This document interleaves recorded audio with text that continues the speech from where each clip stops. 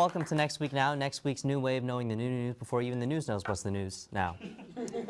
I'm Ethan Yoon, the world's most trusted new news newsman. Without further ado, let's dive into next week's news now. News flash for all you boys and girls and potential enemies of the state. Halloween is just around the corner, and it's the most secular of holidays next to Arbor Day, or as I call it, the godless romp of the trees. That's right, trees, I'm onto you in your godless ways. Bow to your creator, bow to him. Anyway, Halloween includes so many fun activities that I never got to experience. But the bunker I stayed in during my childhood had various Halloween TV specials, so I get the gist of it. Listen, there are many dangers to Halloween, including, but not limited to, razors in your apples, overpriced candy, big giant peanuts enslaving the smaller, regular-sized peanuts for human consumption, and all those weird horror movies your film student roommate keeps showing you. He's looking at you, Jake. So, in anticipation of all the horrible things that are going to happen to you next weekend, we've come up with 5 tips to surviving this Halloween. Number 1, if you ever think your food might be poisoned, get the least liked member of your friend group to chew it for you, and then, if it's safe, have them spit it into your mouth. If it's poison, it won't be that big of a loss, and if it's not, everyone will finally see Greg's worth in the group as the mama bird. Make sure no one else is wearing the same costume as you by calling everyone invited to the party and just shout bad costume ideas until they cry. Sure, everyone else will be a sexy cat, but you will really pull off that sexy pumpkin without needing to compete with other partygoers. 3, sometimes delinquents go out during Halloween to vandalize and perform Shakespeare in the park, but mostly vandalize. So, if you're planning a night out, I recommend first luring all of the teens in your neighborhood and keep them in your basement for the night, or the month, really, your choice. However, if you keep them for the month, I strongly recommend keeping all of your Shakespeare plays far away from them. These kids are unstoppable once they've gotten their hands on Hamlet. Don't like free candy? Good, you've passed our capitalism test. Free candy is only for no good, America-hating, commie bastards. If you didn't pass, then I guess you should be down in the basement with those pesky teens. And maybe we'll give them a Shakespeare play while you're down there and see how you like it. And finally, please remember, if you put your costume together last minute, or even if you planned your Halloween costume 6 months in advance, you still look dumb. And that means Best Costume Award means nothing to me or your parents. You're still a disappointment to everyone around you. Loneliness will be the scariest thing this Halloween. And the only solution to that, well, you're on your own for that one. All right, guys, once again, here's how Bernie can still win. Have you guys ever seen Rick and Morty? Apparently, there is an infinite number of universes, including many in which Bernie has won. So, if Bernie is able to travel across dimensions, he could ask one of his presidential selves how they won. The rest is obvious. Thank you, and this has been How Bernie Can Still Win.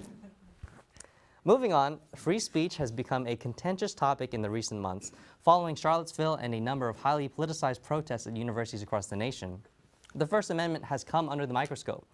Here to discuss this further, a literal zombie.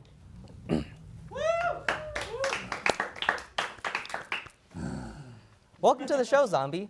Can I start by saying you are remarkably, and I must admit, surprisingly well-dressed.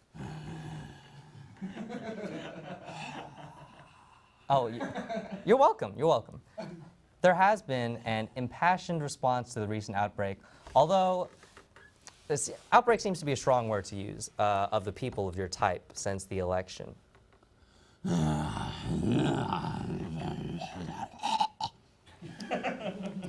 People are reacting strongly to this. Protests, organization of militias, public denouncements of your kind. Do you feel this kind of reaction is appropriate? It is.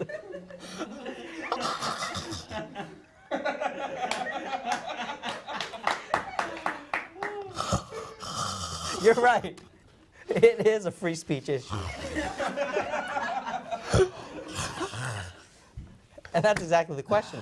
Legally, should the government protect zombies' rights to their ideologies?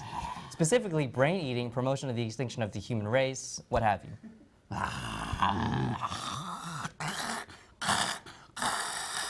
You're right, you're right. What about hate speech laws? Is eating brains in violation of anti-hate speech legislation?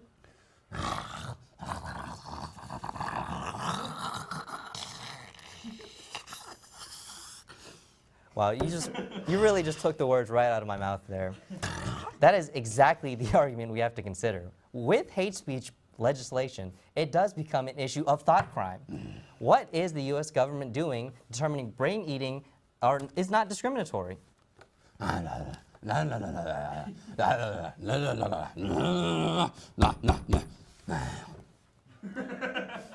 I'm sorry, can I just say that you are really looking dapper? You are really unexpectedly well dressed. Now, some have debated the benefits of a safe space from zombies, with those in favor of suggesting that safe spaces could be beneficial to the mental and physical well-being of non-zombies. Detractors argue that spaces coddle non-zombies and that being attacked by zombies is just a part of the real world. Any thoughts?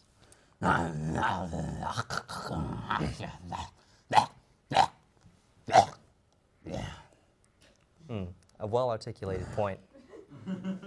So, to clear things up once and for all, what are your feelings towards the human race?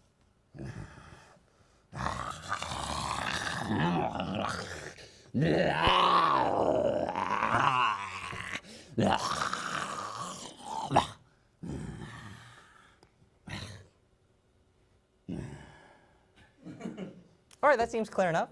Thank you for your time. To conclude, zombies, genocidal deviants, or victims of PC culture? You decide. Coming up, what are the best pumpkins? Crookneck, field, or the ones that are slightly sentient? But first, let's take a quick break to do some trick-or-treating with the one and only Abby Evans.